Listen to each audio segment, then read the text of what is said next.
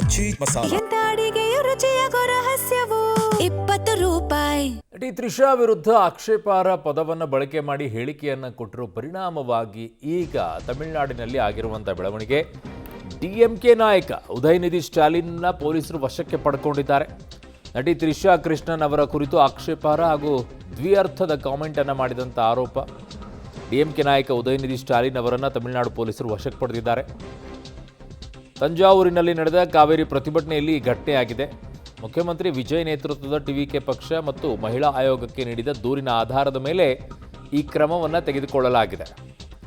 ನಟಿ ತ್ರಿಷಾ ವಿರುದ್ಧ ದ್ವಿಅರ್ಥದ ಕಾಮೆಂಟನ್ನು ಮಾಡಿದ್ದು ಉದಯನಿಧಿ ಸ್ಟಾಲಿನ್ ಪೊಲೀಸರು ವಶಕ್ಕೆ ತಗೊಂಡಿದ್ದಾರೆ. ಈಗ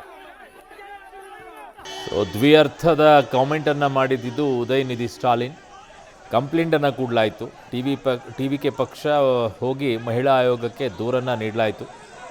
ಮುಖ್ಯಮಂತ್ರಿ ವಿಜಯ್ ನೇತೃತ್ವದ ಟಿವಿಕೆ ಪಕ್ಷ ದೂರಿನ ಆಧಾರದ ಮೇಲೆ ಈಗ ಅವರನ್ನು ಅರೆಸ್ಟ್ ಮಾಡುವಂಥ ಕೆಲಸ ಮಾಡಲಾಗಿದೆ. ನೇರವಾಗಿ ಮಾತನಾಡಿದಾಗ